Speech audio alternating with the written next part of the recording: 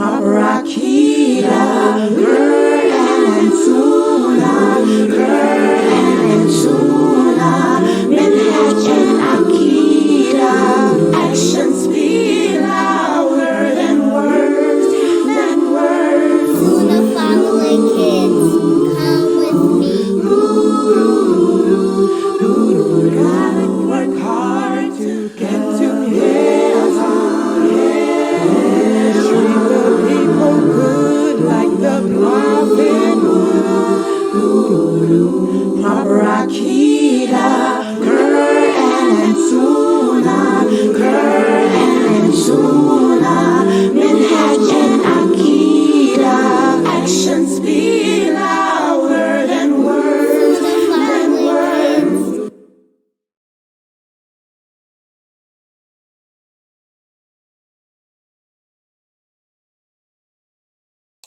Ina alhamdulillah, wassalat, wassalam ala wa rasulullah. I want to welcome everybody to the Sunnah Followers Kids program for this week. And I know I'm late this week. I overslept. I apologize. But you know, the old lady's been dealing with issues.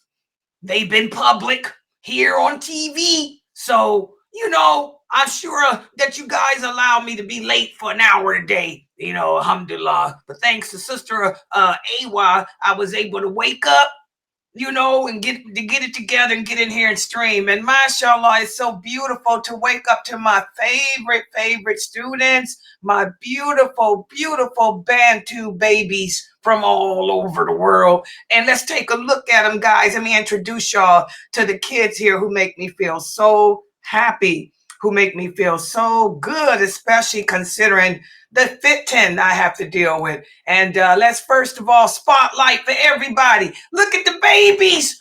These the ones that drove from all the way from Rochester, New York to meet Sister Layla when Sister Layla had her knee surgery. Look at my babies. This is Asma and Najma. And what's the baby's name? We'll say it again. Zainab. I was getting ready to say, I remembered it. Zainab. That's Asma, Najma, and Zainab. And they're Bantu. They're from Somalia originally. You know, I think they're going to visit soon. Are y'all going to Somalia to visit soon? I mean, Kenya?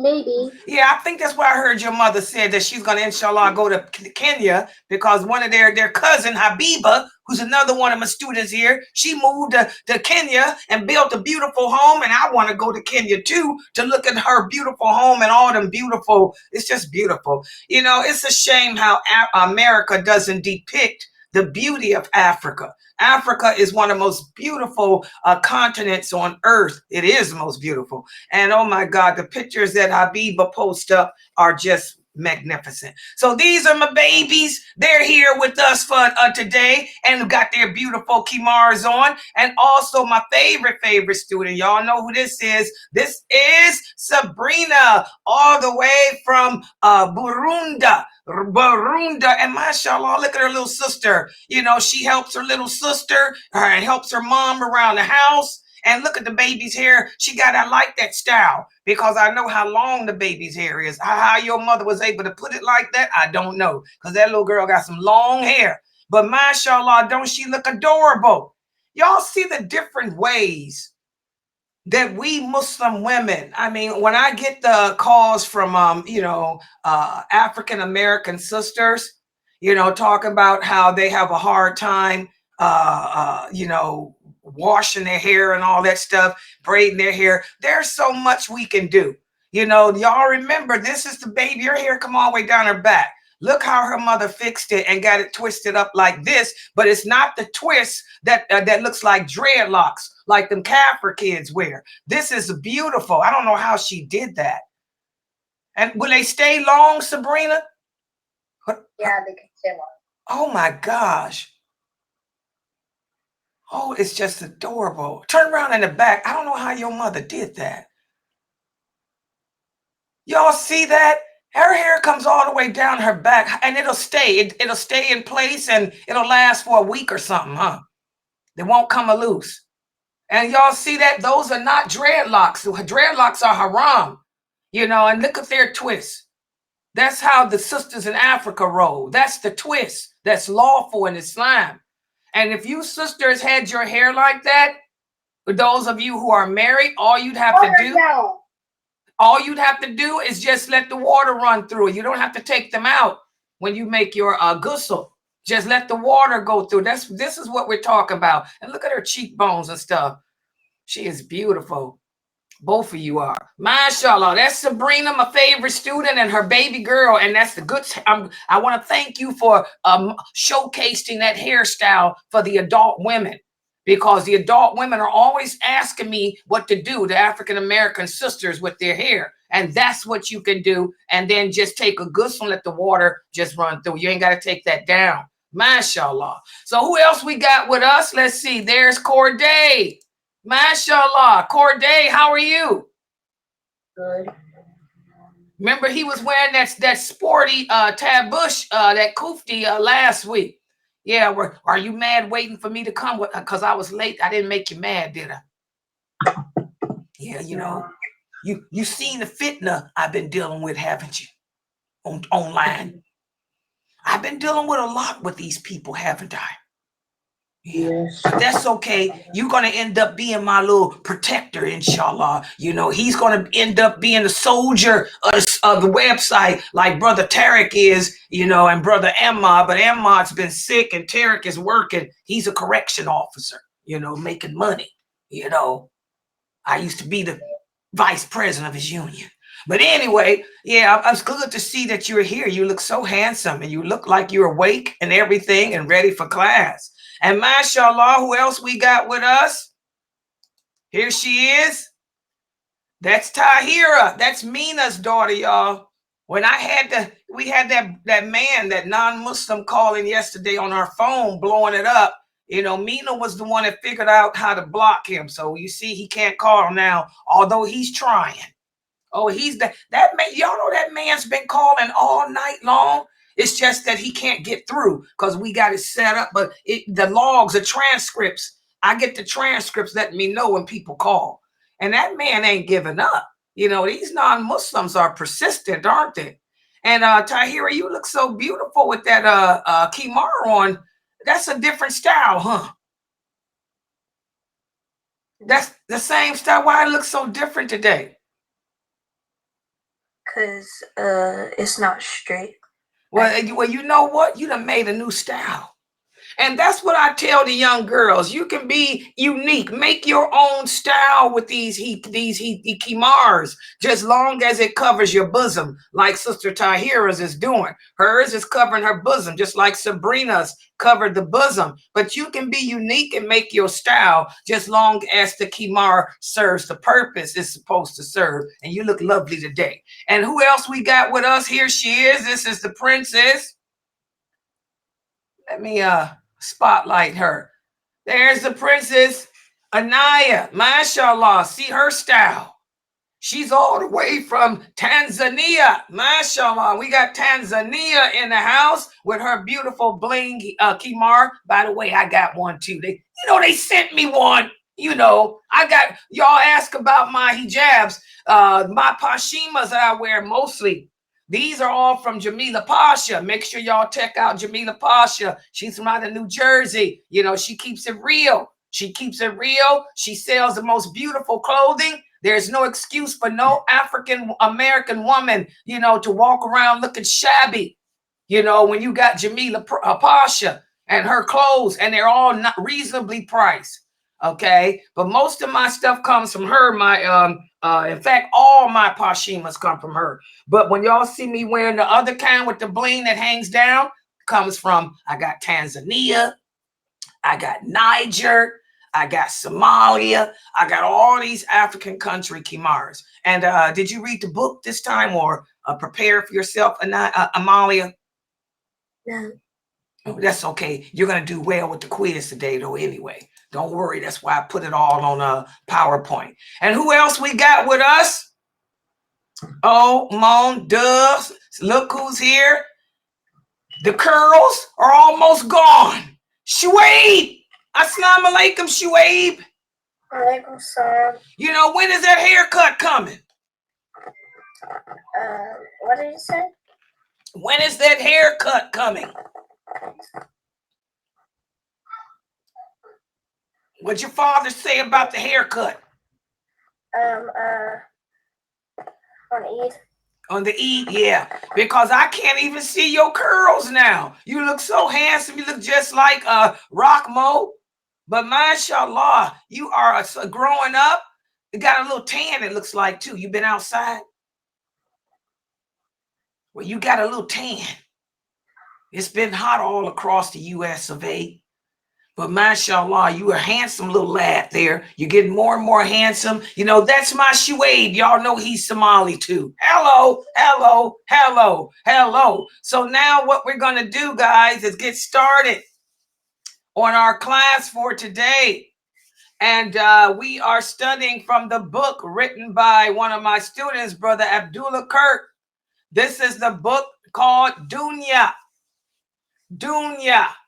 Dunya, and we will be covering chapter 7, inshallah. So let me put the PowerPoint there. And by the way, there's a picture of the book, sister. Let me show how I spotlight them. They're holding up the book. That's Dunya. Go to Amazon.com. The book only costs $10. This is not a children's book either. This is written for adults, but it shows how even the children can understand. Open the book so they can see that it's not a children's book. Ain't no pictures in it. Look, this is an adult book. And it's basically the same thing that we're teaching in our 6 o'clock class, except this is on a different level. It's talking about how to maintain your Muslim identity living in a non-Islamic society. The relationship between Muslims and our global society. That's what everything is about, guys. It's all about trying to maintain our Muslim identity, especially living in the era in which we live in, where Islam has become distorted. What does that mean? That means Muslims are not practicing this religion correctly. As Muslim women, look at the Muslim women that around you. Most of them are not dressed correctly. That hadith where the Prophet sallallahu alaihi wasallam says that one of the signs of the last hour, the women will be dressed but still naked. Muslim women dressed but still naked. What does that mean? We got clothes on, but we're still naked. We're not dressed the way Allah commanded. We're still accentuating, our body parts and our beauty.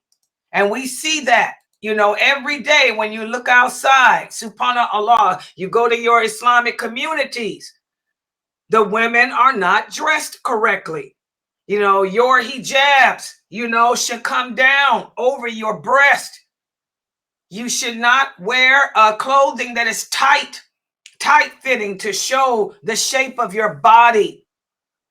You sisters, if you're going to wear abayas like what I have on, they should not have a waistband in them.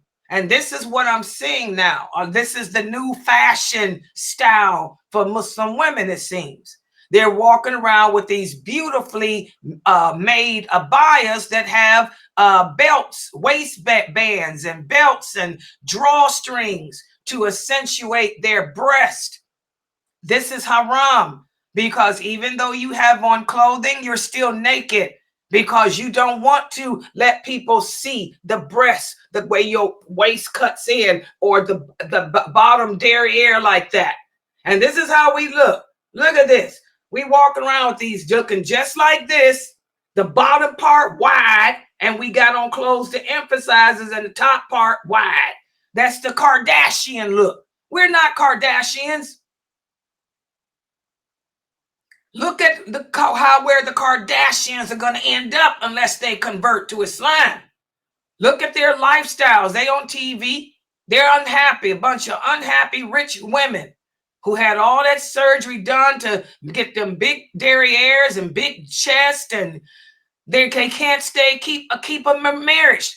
Their babies got different daddies, and oh Lord, have a mercy, And we Muslim women are imitating them, dressing like them, wearing a clothing that's tight fitting so you can see baby got back and baby got front. This is haram. Okay, so I don't want to see any of my girls like that. None of you guys dress like that. You guys are from Africa. You have the most beautiful abayas because all of you come from mostly Muslim countries. You know, wear your traditional clothing and don't try to be like the Kardashians. Don't try to accentuate it by putting belts in it and ties in it to make you, no. And make sure your kimars are just like you got them over your breast. Everybody understand that? Yeah, Amalia, you wanted to make a comment? Yes. Go ahead. Are you talking about the Kardashian shows? Yeah, that's what the Muslim women are imitating. Those non-Muslim ladies, the Kardashians. We're not Kardashians, and we're not Nicki Minaj's either. You know, subhanAllah, we don't do that stuff. Yeah, so alhamdulillah, that's what this book is all about. This book is all about how to live in a non-Muslim society, such as what we're living in, but still maintain our Islamic identity, our Islamic purpose. And today what we're going to do is go over chapter 7. So, here we go. Let me go to my stream here on YouTube. For the guys watching YouTube, let me put the Sunnah followers emblem up here. Do I have anybody on wait a minute, hold on for a second. Someone's at my door. If I can get a moderator on YouTube, please get on YouTube and deal with the issues there.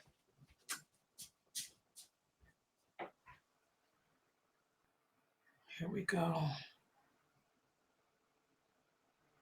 Okay, YouTube, you guys can see my screen. And by the way, for the new shahadas that I have, this book is not written for children. But alhamdulillah, I'm teaching it in this class because my kids need to learn how to maintain their Muslim identity. All right. And so the new shahadas should follow along with us, but the children will be the ones answering the questions at the end. So what I'm going to do, this is the PowerPoint. Inshallah, everybody can see it. I'm going to make it all one page, make it better. There it is.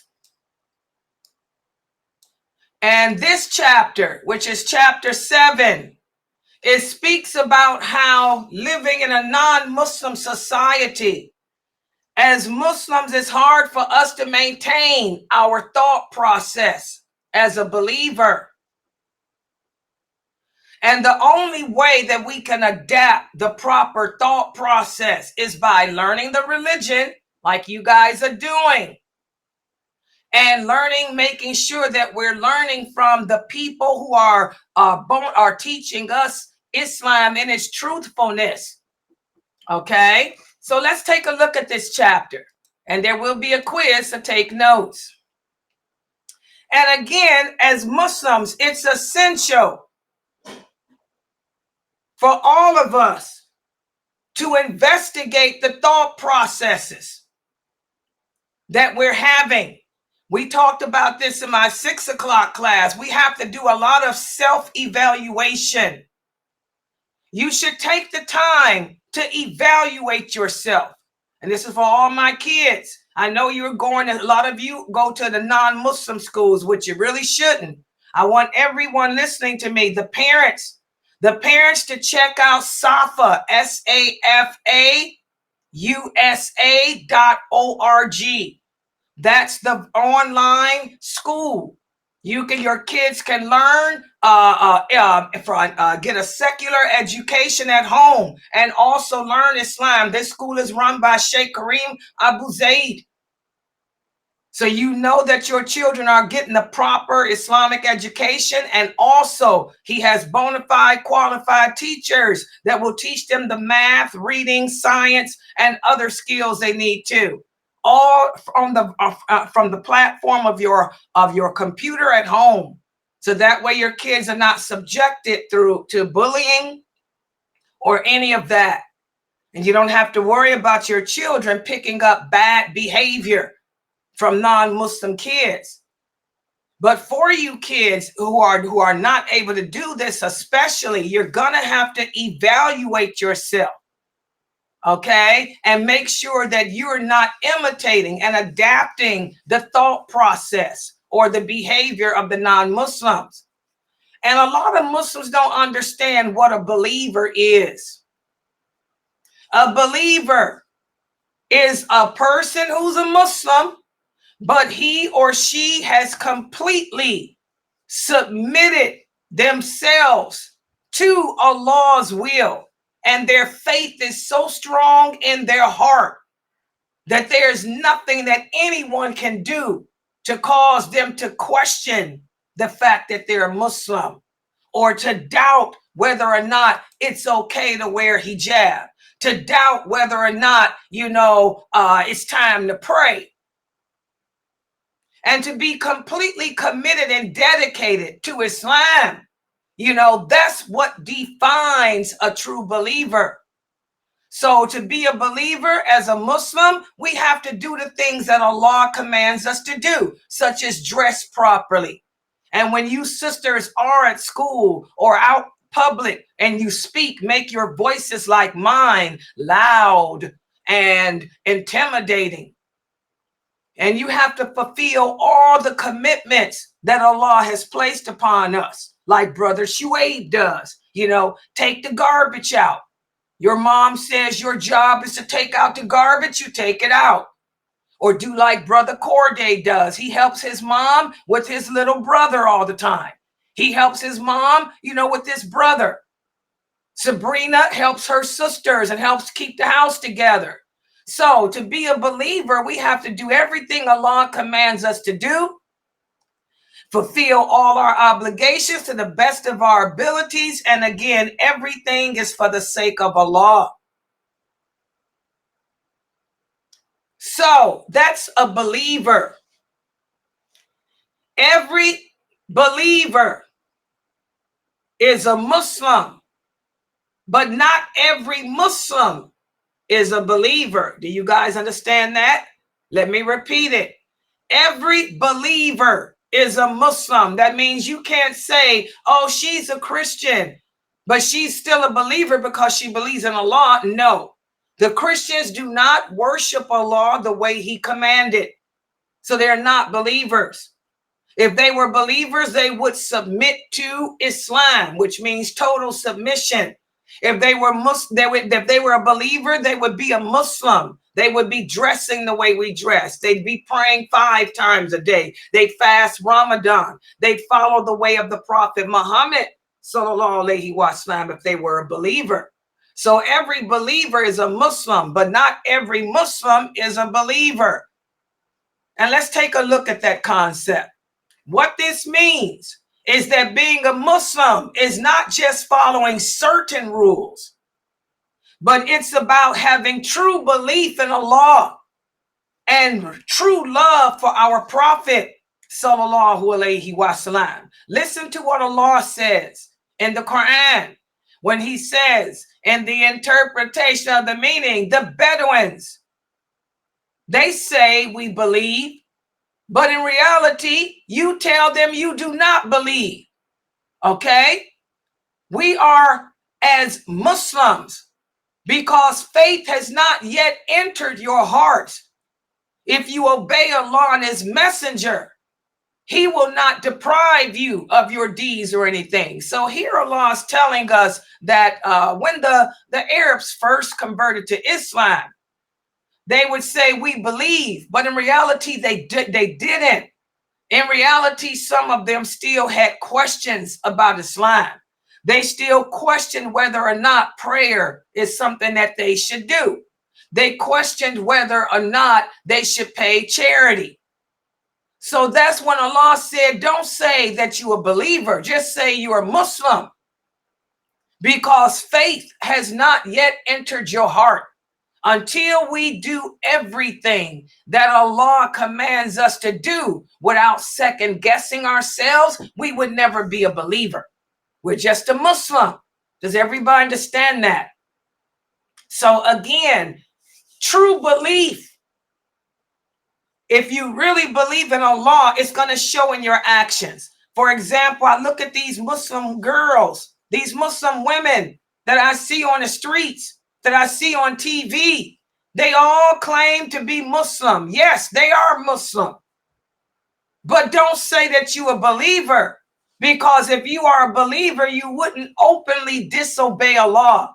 The simple fact that these women have on abayas that have belts in them to emphasize their breast and their behinds, and their hijabs are not covering their breast, and they're mingling with the men. They're sitting with men, talking with men, shaking hands with men, laughing with men. We don't do that. This is not the behavior of a Muslim woman. So don't call yourself a believer yet. You may be a Muslim, but you're not a believer, because the believer would never, ever, ever deliberately, intentionally disobey Allah. So I want you girls to think about that when you go to the mosque, you go outside and see other Muslim women, and they're sitting with boys, sitting with men, laughing and talking. There you can see the shape of their bodies. Okay. They're flirting and flaunting. Yes, they're Muslims, but they're not believers. So Allah lets us know that faith, true belief, is not just with your words, but it's your actions. It's whatever's in your heart. And as the Prophet Muhammad sallallahu alaihi wasallam told us, whatever is in the heart will manifest itself through your actions. I'm sure some of you have heard Muslims say, "Don't judge me. My religion is in my heart." We do judge you. We can only judge you from your behaviors. And if your religion was in your heart, whatever is there is going to show through your behavior. So again, guys, we got to think about that. We have to look at ourselves when we say, "I'm a Muslim." Yeah, I'm a Muslim. But we need to ask our questions. Are we believers? Are you a believer? That's the big questions, kids. And also, every Muslim on this planet, each and every one of you should make it a point to strive to become a believer. Like I said, all of you were born Muslim. You're all Muslim. Your parents are raising you to be Muslim. So what is the goal of each and every one of you? Your goal should be to be a believer. That means I want to submit to Allah and totally, without question, without asking why do I have to wear hijab, without asking why I have to grow a beard, without asking why I have to make sure that my pants, if I'm a man, are not dragging the ground. You just say, Allah said it, so I submit. We should all strive for that. And we have to be aware that the environment around us, we live in America. This is a non-Muslim society. So that means most of the people you come in contact with are not Muslims. So that means they are not believers. It's not about trying to please them. It's not about trying to blend in and be accepted by them. It's all about taking on acceptance from Allah. Does everybody understand that? And remember that we are the best of all the people that Allah brought forward. We should be an influence over them, not allow them to influence us. When the other girls in school see that you carry yourself with dignity, that you are modest, they're going to want to emulate and be like you. When the other boys in school see that you're strong, you're tough, you're resilient, and you don't back down, they're going to want to try to be like you, brothers. So we influence others. We don't allow others to influence us. And again, this does not mean that we shut ourselves off from the world either. Allah doesn't want us Muslims to live in a box. He wants us to be able to interact with others, be tolerant that everyone is not like us, but he wants us to be resilient. That means strong, and show that I'm not like you either. Don't compromise our belief system for anyone. Mix with the people, but don't become like them. So that's basically what this chapter is all about. So now I got a few questions for the kids here. Let's see how well you all understood this. Here's my first question. Who can tell us, what does it mean to be a believer? Who can give us the meaning of a believer? Go ahead, Asma and Najma. Go ahead. What it means to be a believer is to submit completely to Allah and to Prophet Muhammad sallallahu alaihi wasallam, and to not ask questions about the religion. You guys, what do you guys think of her answer? She right? I agree. Yes, mashallah. Good job. Now, I bet you if I were to ask your parents that today in class, they're not going to know the answer. But that's okay. Teach your parents this answer too. Good job. Next question. What about this? A Muslim may not be a believer, but a believer is a Muslim. Is that true or false? Go ahead, Corday. True or false, Corday? True. What do you guys think of his answer? No. Who disagreed? Who was that to disagree? I can't see. Me. Go ahead. Why do you think it's false? Because a believer is one who submits, and a Muslim is just one who says they're Muslim.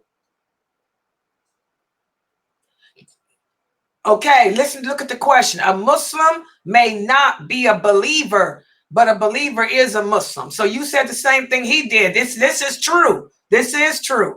You got it right. I mean, yeah, your answer is right too. But you read it backwards. Yes, and both of them are right.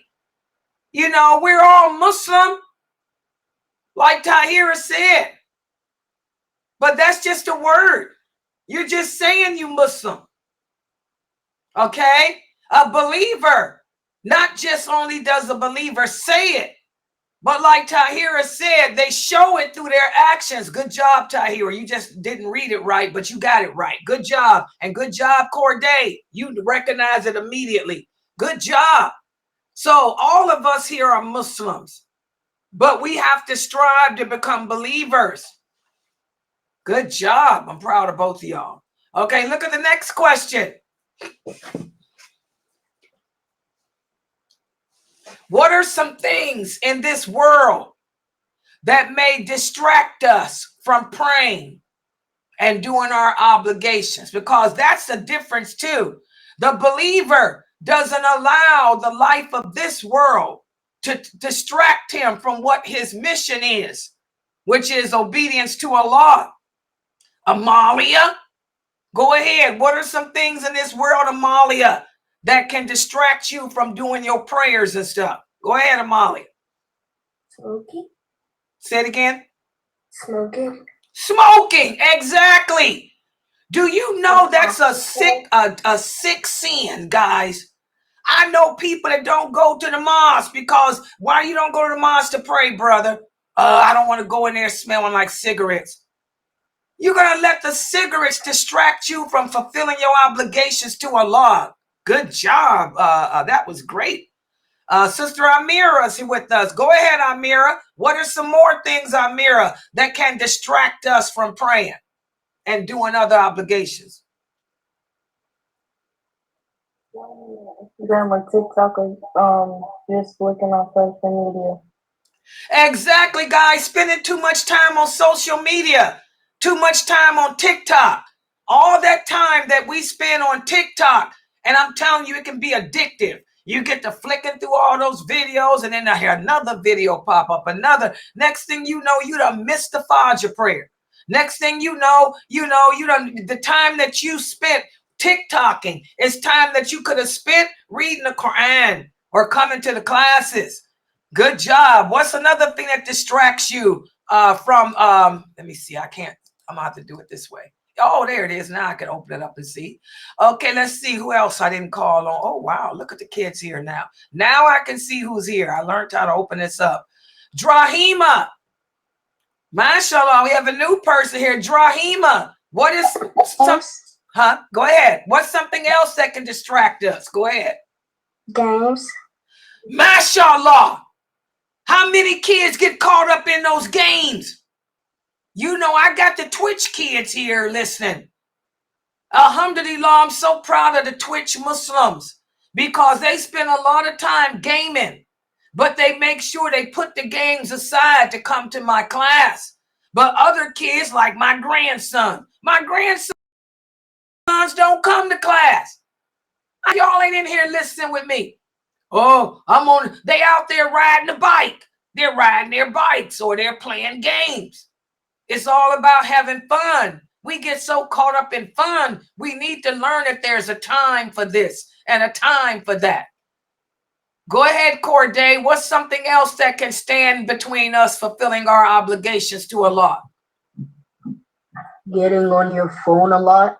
Wow, that's a big problem. You guys see it at the mosque, the Juma Khutbah. When I did Sheikh Atlee's Juma Khutbah this week, look at how when he was doing the Khutbah, did y'all hear those phones going off? You can't even come to the Khutbah. You know, your phone ringing and people texting you. It's people sitting there in the Juma Khutbah on their phones texting. Your phone should be cut off when you go to the mosque, brothers. Subhanallah. Go ahead, Sabrina. What's something else that can distract you from your obligations to Allah?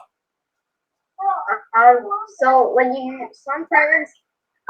some prayers usually come when you're busy. So like you're like probably at the salon, you're probably at work, you're probably doing something, you're probably watching TV, and some prayers come and then you're just like, nah, it can wait. That's a big problem. How many people don't make their prayers because they working? Boy, y'all see my Islam Q&A show on Fridays?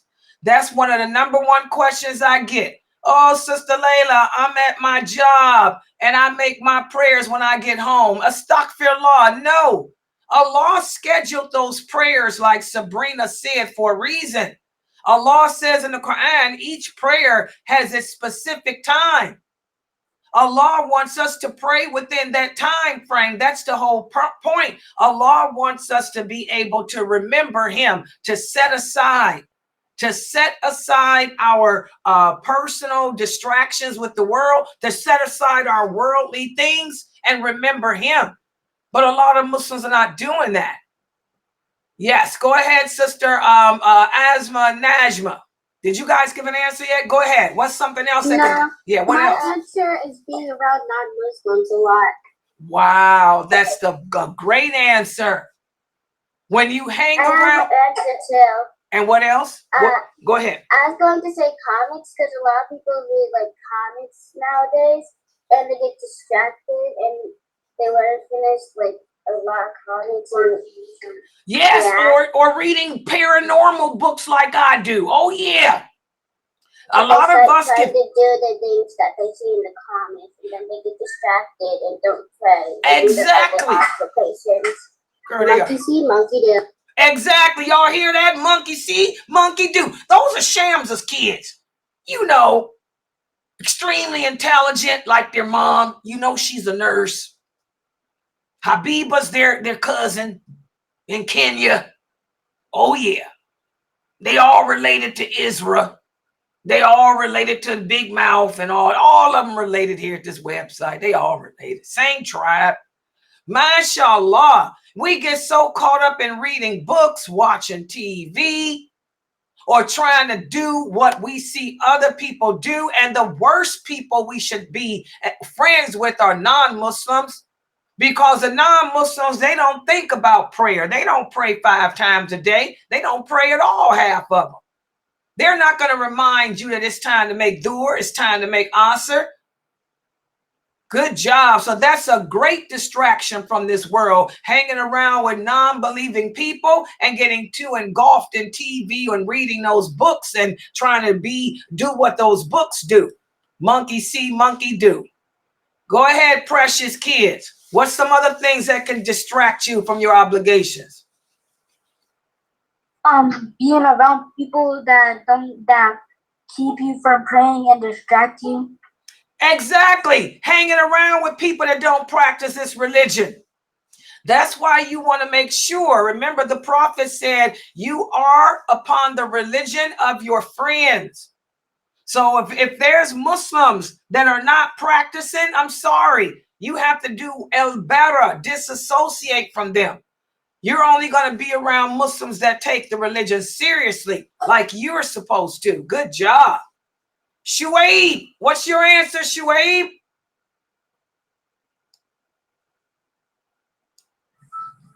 When you when you sleep, sometimes when you sleep too late, like if you stay awake until 4 and then you go to sleep and then you might wake up after the. You know, y'all know who he talking about, right? He talked about me. That's a problem. Good job, Shuaib. May Allah bless you. Y'all see he got an attitude.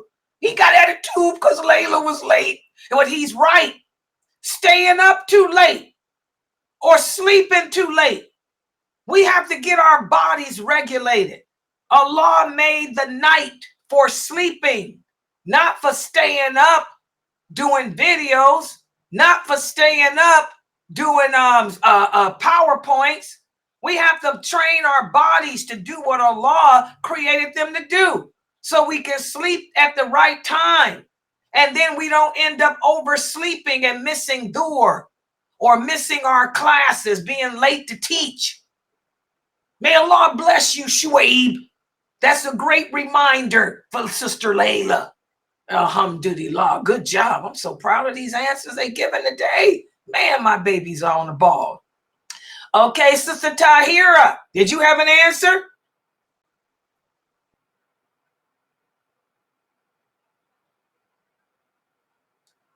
Okay, I guess we got all the answers there. All right, so mashallah, guys, this was a great class on this chapter 7. Chapter 7 was a great chapter here because, again, we don't want to forget that as Muslims, we should be striving to not just be a Muslim, but to become a believer, because a believer is not the same. You don't want to be one of those people who are Muslim in name, but their actions are not those of a believer. You don't want to be like those women that you see at these conferences or that you see sitting on YouTube with a bunch of men talking and stuff. Okay, so you guys did very good with chapter 7. Next week, we're going to cover chapter 8 of this book. But for now, we're going to do our weekly hadith. And by the way, this book, who got the book? He held it up. There she is. Oh, let me go to my Zoom. Hold on, let me see. I can't. I'll get ready to screen share. Can't screen. Wait a minute. Where my baby at? Here she go. Spotlight. This is the book, 55 Hadiths on Islamic Behavior and Discipline by Sheikh Muhammad Saeed Adli. The old man. The old man. Make sure you guys go to atleonline.com and get this book and all the other books of his I use. The only books I use at this website are Sheikh Kareem Abu Zaid's and also Sheikh Muhammad Saeed Adli's Hadiths. And this is just one of the many books of his that I'm using. But this is the one I'm using for the kids, 55 Hadiths on Islamic Behavior and Discipline. And tonight we'll be doing Hadith number, 34, guys? Let me put the PowerPoint up on the screen. Give me a second. For you guys here on YouTube, let me flip the screen to this while I set up get the hadith. Hold on, where is it at? Get ready to open it up now. Okay, and people on Zoom, let me share my screen with you all. Oh, and okay, and here's me. Hold on. Oh, YouTube. Oh, YouTube, here I come. 55. There it is. 55. Does it show up? Yeah. There it is. Let me make the screen bigger for everybody. Okay, this is the hadith for today. Hadith number 35. This is a hadith which speaks about pride.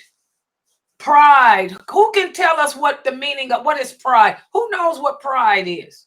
What's pride? What does it mean to be pride? To have pride? Anyone? Take the mic. I can't see who got their hands up. Sabrina, go ahead. Tell them what pride. What pride is, Sabrina. Pride means like you think like you're the best and everybody else is nothing. Exactly. Pride means to think that you're better than everybody else. Pride means that you're going to look down on other people. You think that you are all that and a bag of chips with a soda pop and ice cream sundae on top. And everybody else is a cockroach. La cucaracha. That's pride. Well, let's take a look at this hadith about it. We have this hadith which is narrated by Ibn Masud.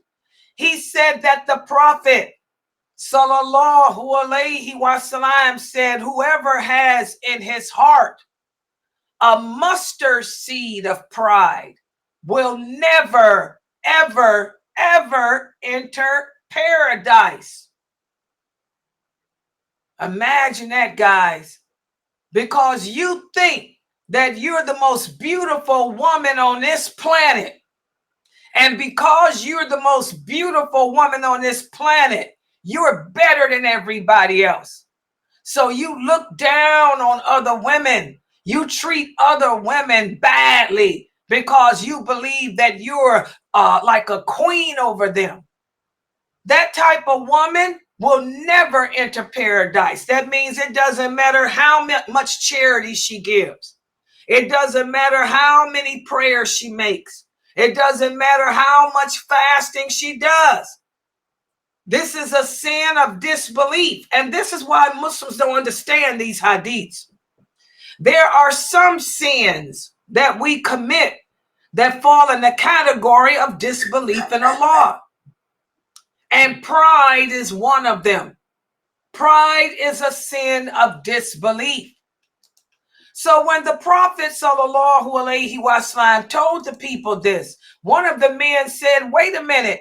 He said, "O Prophet of Allah, I love my clothing. I like to wear nice clothing. I like to make sure that my shoes are nice and my clothing is nice. I like to make sure that my hair is combed, my beard is nice." He said, "I take pride in my appearance. Am I going to be in hell for that?" The Prophet said, "No, that's not pride."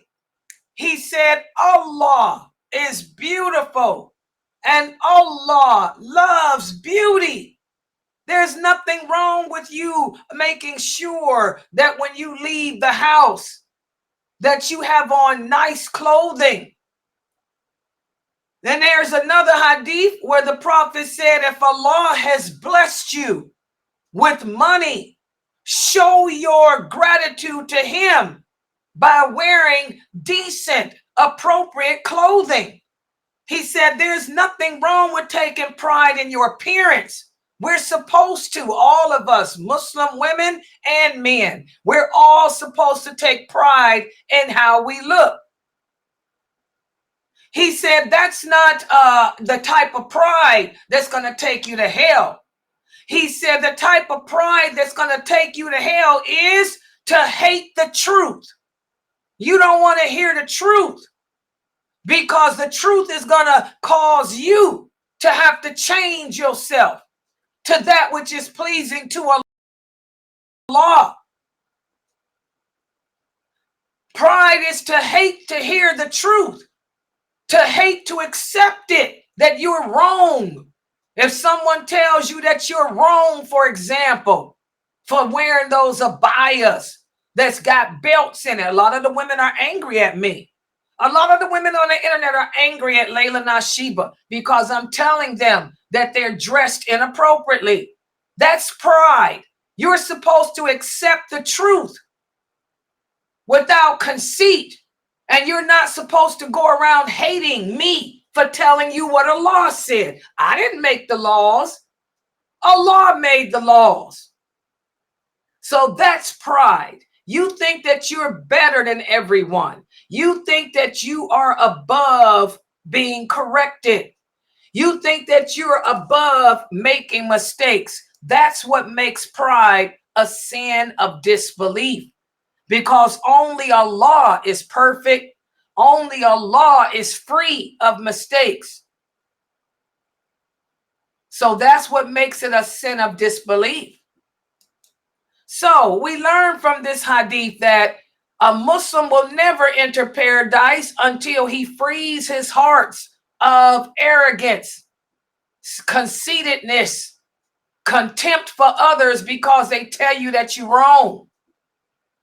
Also, we learn that some Muslims will be in hell and then be forgiven and put to paradise, and others are going to be there forever, like we talked about today. A Muslim and a believer is different.